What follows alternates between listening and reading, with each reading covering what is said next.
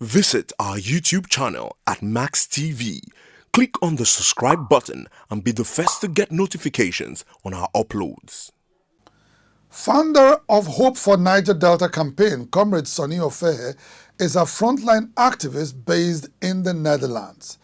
At the peak of the Niger Delta struggle in 1995, which coincided with the extrajudicial killing of the Ogoni Nine, Comrade Ofehe had taken refuge in the Netherlands after taking the Abacha-led military junta to task in those turbulent times.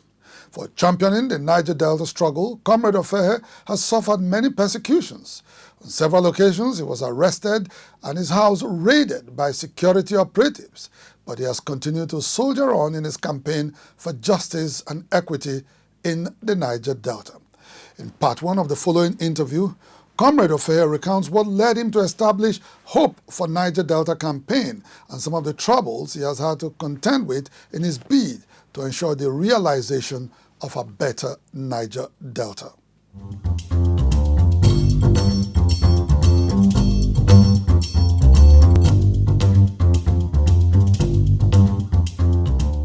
Before we go into the real issues, affecting the Niger Delta, tell me, how's it been like, all these past years, having to suffer persecution, as it were, because of your passion for the Niger Delta? Yeah.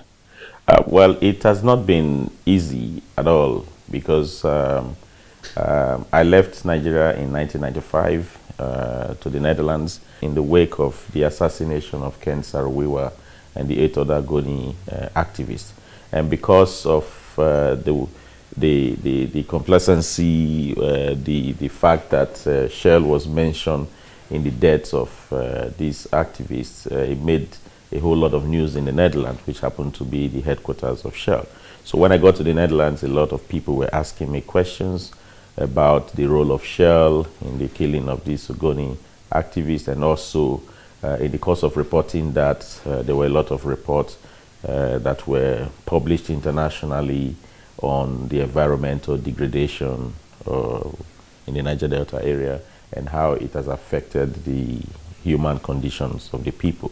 So I started realizing that the interest to understand what we were suffering was beginning to get international attention.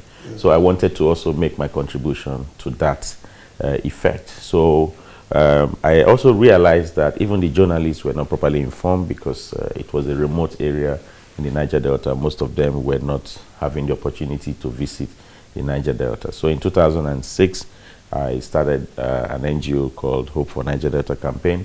And the reason why I started that NGO was to address some of the environmental and human rights issues resulting from oil extractions in the Niger Delta.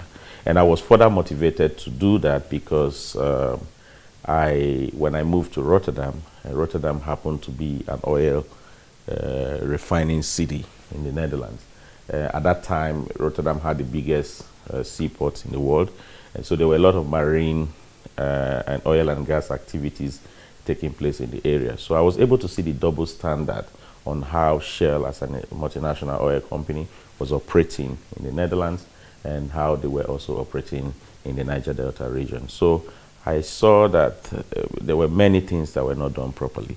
So we started using the NGO to sort of like address some of these issues. And then in the course of discussing the problems of our people, there was need for me to also provide them evidence in relation to how our people were responding to oil spills, destroying the water and the land, and also gas flaring. So that was how we started. And then I also realized that in the course of time that there were a lot of renowned international NGOs that also wanted to make contribution to seeing the situation being bettered. Organizations like Amnesty International, Friends of the Earth. So we started working in collaboration. And it was not easy being a Nigerian working from an isolation. And so I became the soft target for some kind of persecution. But it did not really deter me because I realized that if I don't do what I need to do, who will be the person to do that? Somebody needed to address the plight of our people on that international level. So I wasn't disturbed at all, so I started also combining activism with lobby, you know, and then I started looking for the relevant European political parties who are more environmentally friendly, like the Green Party, and then the Socialist Party, and also, of course, the Labour Party. So at one time, I had the opportunity to engage members of the Dutch Parliament from the Socialist Party and from the Labour Party to visit the Niger Delta area. So I brought them to Oben, in our local government area. Yes. The reason for Oben was for them to see the effect of gas flaring on the inhabitants of those areas, particularly those who live very close to oil extractive areas. So, and then we went to Abonema in River State for them to also see oil spills, and not just oil spills, but to also see how illegal oil bunkering activities have also affected the environment of the people. And then, of course, when we got back to the Netherlands, the members of parliament had to press for a parliamentary hearing, and Shell was invited to speak in that gathering. And then I was also invited to talk about my experience in the Niger Delta. And then 11 days after, my house was raided by 35 Dutch police officers. I was arrested, and I was detained for 2 weeks. All sort of charges were thrown at me, and but it was also something that became very emotional, because at the same time I had a lot of Dutch people who stood up and supported me, because I saw it as persecution. I saw it as profiling. I'm not a criminal, so I was able to come out of it in a way that it gave me more insight into how corporate greed can also lead to silencing of voices who want to stand for justice. And then getting to the Netherlands, I realized that you cannot afford to have pipelines running crude and make them run above the ground. Under international law, that is already a criminal act. They're supposed to be buried in the ground. Yeah, but you know, we have these infractions everywhere. I mean, you can see the pipelines crisscrossing the Niger Delta surface. Yeah. You know, from time to time, yes. They are still there. Yes. They're still, you know, rolling out, you know, through villages, towns, communities. On top of that, you know, in spite of all the international, you know, agitation against gas flaring, we still continue to flare gas endlessly. In spite of the agitation, they cry, people in the Niger Delta. Unfortunately, it does appear that very little change is taking place, albeit very slowly. You know, there are many layers to it. When I speak at international event, the first question they ask me, which is a very good question, is why will you talk about infrastructural development? And you start mentioning companies like Shell. Shell is a business. It's a company that is coming to your area to make business. They pay taxes, they pay royalties, they pay everything that they are entitled to pay to the government. They pay to the government. So providing school, pipe-borne water, hospitals are supposed to be the function of the government.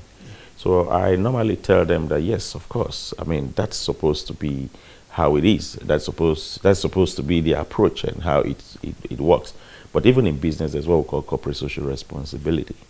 And that means that even when you make profits, you have to see to the human conditions of the people that live in the environment where you do your business. And then you have to ensure that you have a good relationship with the people, and that in the course of your doing your business, You don't leave the environment polluted.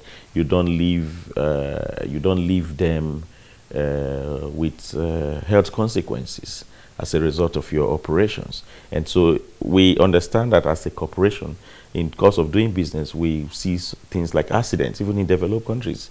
So when there are oil spills, we do not say that you cannot spill, you do not have to spill oil. For instance, the whole of the pipeline crisscrossing the delta, some of them are very old. Some of them have not been replaced for 30-something years. So they become corrosive, they start leaking oil. Every day we talk about Ogoni cleanup, Ogoni pollution. I mean, what we fail to realize is that oil production actually stopped in Ogoni in 1993. And yet we're talking about Ogoni community being polluted. Where's the pollution coming from? The pollution is actually coming from pipelines that are still running through Ogoni to other flow stations. So due to the old nature of the pipes, the corrosive nature of the pipes, the leakages that are coming from the pipe, the communities are still feeling the impact of pollution. So those are the areas that need to be addressed. And so when you have such an accident, what do? You go there, you assess the damage, you remediate the environment, then you compensate the people who have been affected by such an action. So if these are done in accordance with how it should be done, we don't have a problem. In the Netherlands, once you flare, you pay. You pay even to the people who are living in that area. We cannot see an improved situation where even the agencies that are supposed to carry out the oversight on the oil companies to ensure that, the flaring, there is reduction and complete stop to gas flare in the area. Those agencies are non-existent, either because they are not properly funded or they don't have the technical know-how to be able to monitor the activities of the oil company and reprimand those oil companies when they don't follow internationally laid down standards. So what I personally ask on those platforms is that we're not against Shell. We're not against them doing their operations, of course. Shell has created some kind of employment possibilities for the people. But what we're against is the manner with which they carry out their operations in the Niger Delta. As a multinational oil company, there shouldn't be double standard at all. Inside the Niger Delta,